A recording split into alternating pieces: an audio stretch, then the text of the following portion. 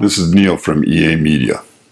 Well, I did some reading today, and it looks like they've discovered some interesting information about the Petya ransomware. Looks like it's self-healing, self-aware, self-adjusting.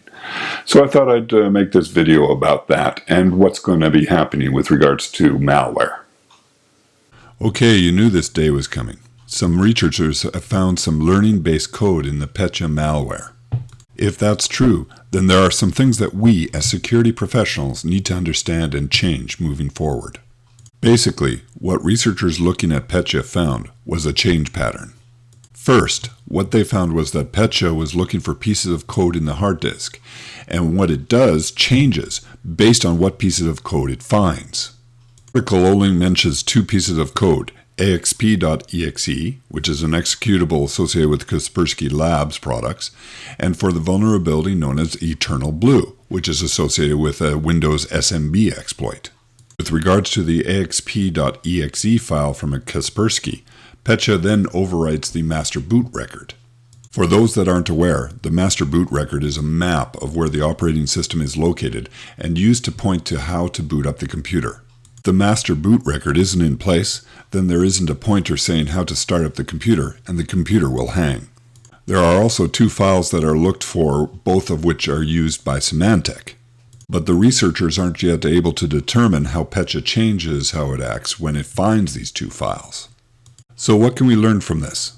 Well, first, there are so far only two anti-malware products that are being looked for, Kaspersky Labs and Symantec, and only one of these products trigger a different approach by Pecha. Why only these two products? The only plausible explanation is one of three things. Either they didn't have the knowledge of other AV, they didn't have the time to look into other AV, or they were just lazy, and I don't believe that last one. The next thing we learn is that only the Kaspersky discovery triggers an action. This infers a knowledge of Kaspersky products that is not mirrored in Symantec or other antivirus products. The next thing that we know is that Pecha is thought to have been focused on the Ukraine, but it slipped out of control and hit other areas in Europe. From an attacker's point of view, this indicates a Russian-based attack, even though a few companies in Russia were affected as well. The last thing that we've learned is that Kaspersky has now been removed from the approved vendors lists for the US government. I've written previous blogs on this. It's because of a belief that Kaspersky is too close with the Kremlin. Okay, based on that, I'll make an educated leap, though I don't think it's too far-fetched. Now, remember, this isn't based on any direct knowledge, but at the end of the day, it's a logical conclusion based on what we've learned. My conclusion is that Kaspersky Labs was involved in the creation of Pecha at the behest of the Kremlin. So, how do we deal with the thought process? Well, a couple of things. First, again, patching is really important to ensure that known exploits aren't used.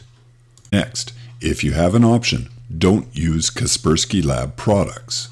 It's looking more and more like they can be used as a Trojan horse. Third, create segmentation in your environment to limit how far the malware can move. And finally, and this is the most important item, though not nearly as tactical, understand that malware is now being programmed to learn and adapt. So reaction time is much more important. We are now seeing the evolution of malware. Think about this for a second. Originally, malware would look for a specific exploit and then act on it. Along came antivirus software with signatures that would look for specific actions that malware would use. Then more and more malware was being developed to the point where zero-day exploits became the focus in this area of security. So malware protection shifted from blacklisting, which is looking for known patterns of bad behavior, to whitelisting, only allowing known good patterns of behavior to occur. Now we have malware adjusting based on what it finds in the computer. The next logical step in malware is reacting to whitelisting. So now it's back to the vendors. How do they deal with this? Well, we're starting to see a shift to a self-learning and self-healing environment. If malware self-learns, then the systems they attack have to self-heal, since the speed of adjustment has to pick up, and that's something people can't deal with. Want to hear my prediction?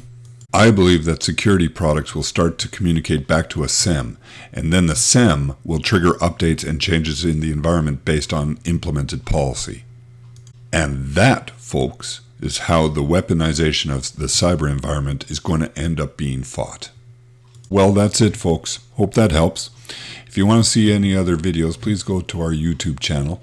Or if you'd like to see other of our blogs or news-related items, please go to our website at ea.media.